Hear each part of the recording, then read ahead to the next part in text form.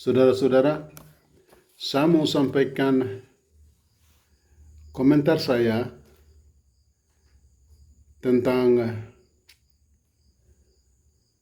perjanjian perpanjangan kontrak karya PT Freeport antara pemerintah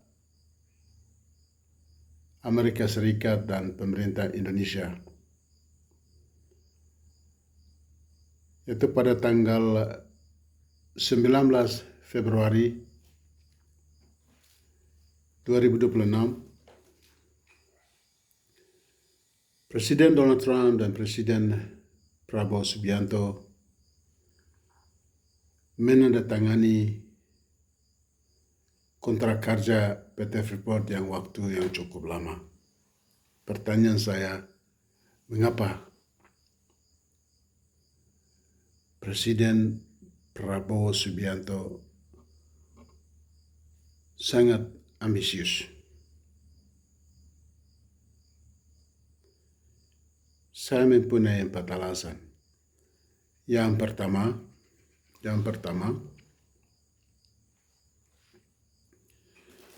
itu tentu demi kerjasama ekonomi antara dua negara dan saling menguntungkan. Itu sudah pasti. Yang kedua, banyak orang belum berpikir ke arah itu, yaitu demi kenyamanan dan keselamatan Presiden Prabowo Subianto dan kroni-kroni dan oligarkinya, lingkaran oligarkinya.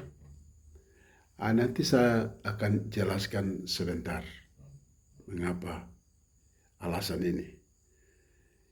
Yang ketiga, Presiden Prabowo bertanggung jawab untuk melindungi, menjaga keselamatan negara Republik Indonesia.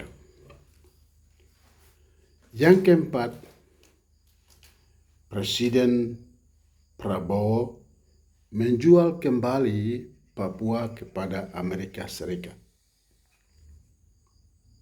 atau mengobjekkan kembali. Itu sama seperti yang dilakukan oleh Presiden pertama, founder father Insinyur Soekarno, yang di mana dia menjual Papua ini kepada Amerika Serikat supaya Papua menjadi bagian dari wilayah Indonesia. Ini 4 alasan yang saya lihat. Sekarang saya mau sampaikan beberapa peristiwa keji dan kejam yang terjadi untuk kita paham secara utuh dan benar. Pertama, itu mengapa Patrice Lumumba, Perdana Menteri pertama Republik Demokrat Kongo, yang dibunuh pada 17 Januari 1961.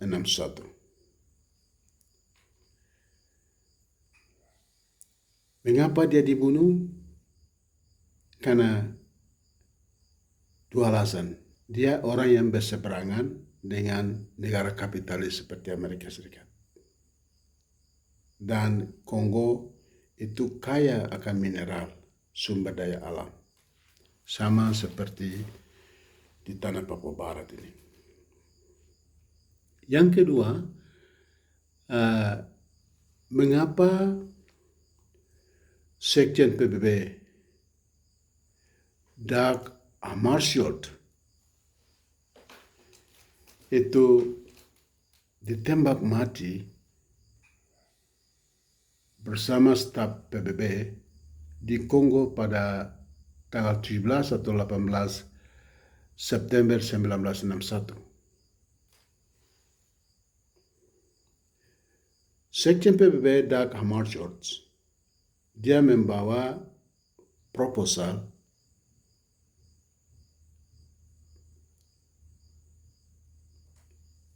untuk Papua dengan judul proposalnya Papua for Papua, dan juga Dag Hammarskjöld ke Kongo dalam misi perdamaian di Kongo. Yang ketiga, kita lihat mengapa John F. Kennedy ditembak mati pada 22 November 1963. Itu ditembak mati oleh Lee Harvey Oswald. Dan yang keempat, kita lihat atau perlu tahu, Insinyur Soekarno, Presiden pertama Republik Indonesia atau founder father, dia disingkirkan oleh CIA pada 1965 dengan alasan beliau kerjasama dengan komunis, isu yang dikembangkan oleh komunis. Informasi-informasi seperti ini lebih jelas itu bisa tahu di sini, dalam buku ini. Buku ini yang ditulis oleh Greg Polgin, Bayang-Bayang Intervensi, Perang Siasat John F. Kennedy dan Allen Dulles atas Soekarno. Dalam buku ini diulas persoalan-persoalan yang berhubungan dengan Papua. Dan dalam buku saya yang terbaru ini, buku saya, Prabowo dan Tantangan Penyelesaian Konflik Papua, saya secara rinci dalam bab 13 dengan ambisi menguasai kekayaan Papua, gereja pun menjadi korban.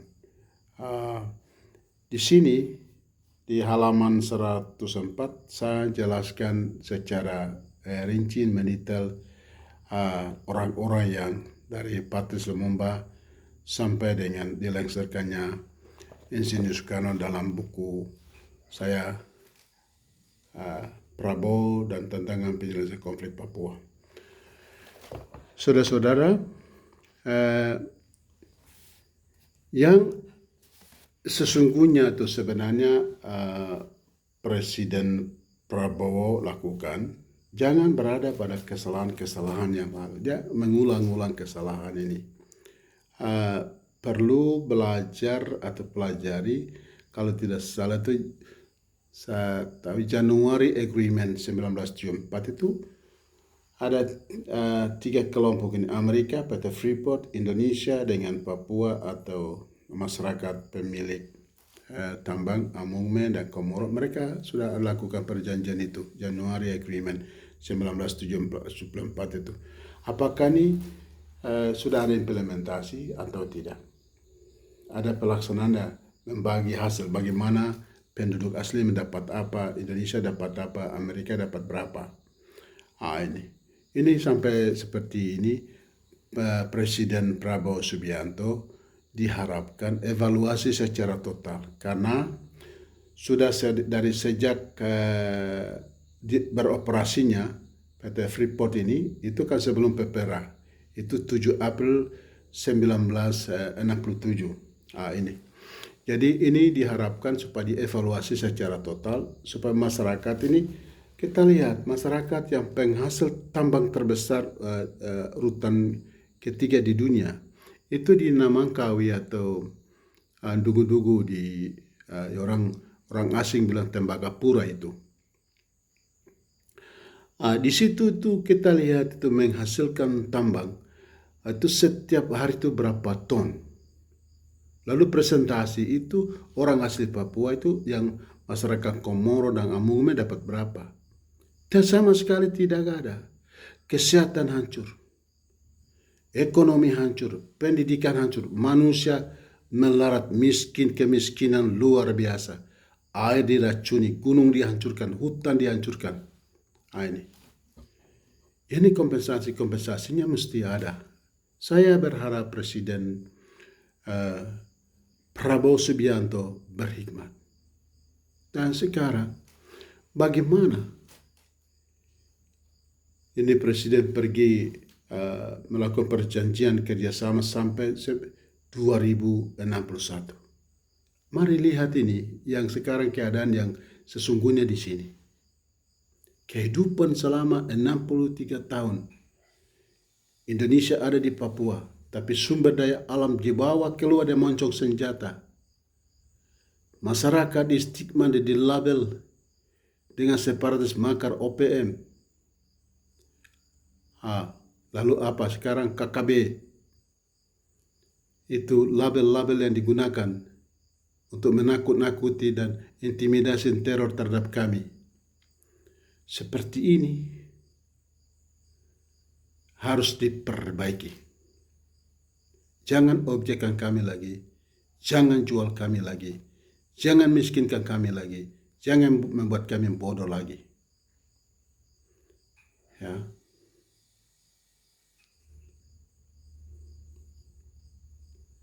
Saya berharap komentar ini menjadi refleksi, termasuk masukan bagi Pak Prabowo Subianto sebagai Presiden Republik Indonesia dan para kabinetnya. Terima kasih, Tuhan memberkati kita sekalian.